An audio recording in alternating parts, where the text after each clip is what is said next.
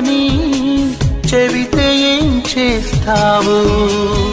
నమ్మనని నవ్వుకొని చాలే పొమ్మంటావు.